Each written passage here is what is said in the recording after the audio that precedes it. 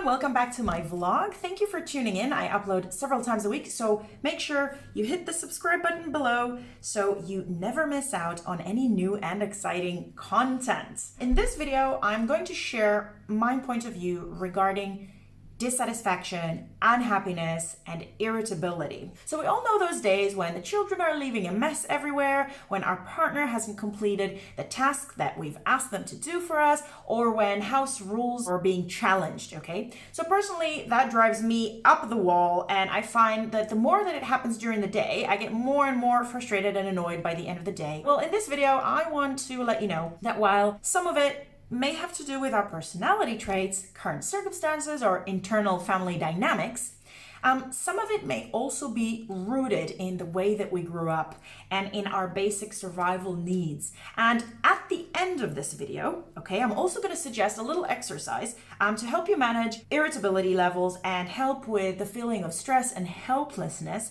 when things don't go your way. Okay, child development and human development experts agree that as living creatures, we all have a basic need for a certain amount of control and power as part of a healthy survival instinct. Okay, we also know that whether as children or as adults, when for whatever reason our power bucket, if you will, isn't filled, we can feel helpless, frustrated, misunderstood, and even angry. I personally believe that the more memories and experiences we have in life where we experienced fear or instability and had no control over what was going on and couldn't do anything about it, the more susceptible we become through life to all types of irritability. That includes emotional irritability like anxiety, mood swings, tantrums, obsessive compulsive disorders, nervous irritability like tics, spasms, restless organ syndromes, etc. Sensory irritability like sensitivity to cold, heat, smell, or touch. Immune system irritability like allergies, rashes, itches, or organ irritability like irritable bowel, irritable gut, or bladder. Okay, and random, often unexplained aches and pains. In my personal life, it was a turbulent upbringing in a house where I never felt fully safe.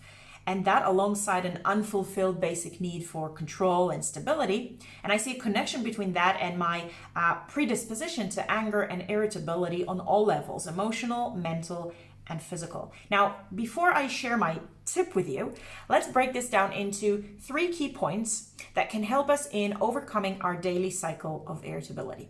Point number 1, the feeling of helplessness when things don't go our way or when we don't have control over a situation never goes away. Okay, remember this. And it only worsens with time. That's why we have to deal with it better, okay? Because it's not something that simply disappears when all conditions are perfect, because no situation in life ever is.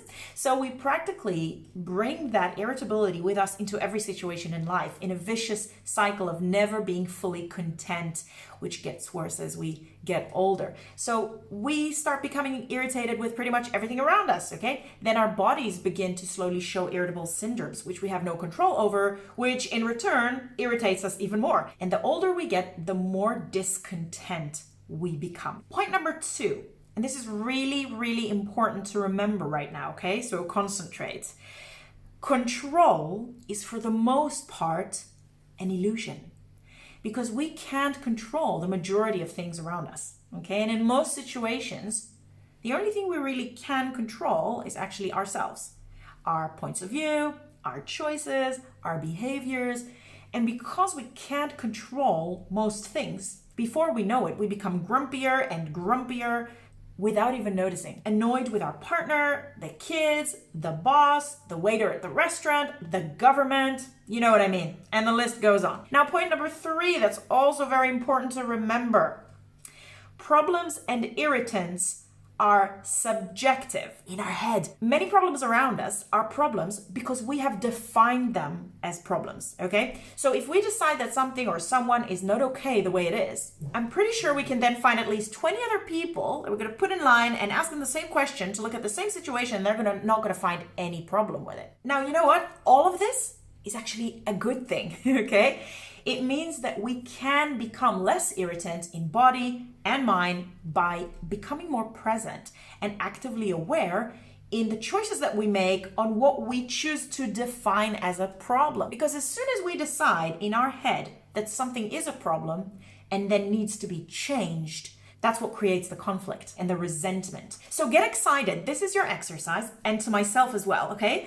To start by, during the day, counting how many times you're able to say to yourselves, it doesn't matter. I realize that during the day, I make tens, if not hundreds, of mini choices to care and to be bothered by things that other people around me don't even seem to be bothered by. Now, they say you need to do something for at least 21 days for it to become a habit. So my challenge to you and to myself for the next 21 days, it doesn't matter. Now you can say it in your head, but to make it even more prominent, okay, I recommend saying it using your voice, even if only quietly, but just so that you can hear yourself saying it. And I'd like to leave you with a question, okay? Do you find a connection between your circumstances growing up and your emotional and physical irritability? So let me know in the comments. I'm actually really curious about it, and I look forward to hearing your thoughts and reading your comments. In the meantime, good luck with the exercise. I really hope you're going to go for it and let me know how it went. Remember to like the video below and, of course, to subscribe to the channel down there to make sure that you keep up with all the new content. In the meantime, I'll see you soon.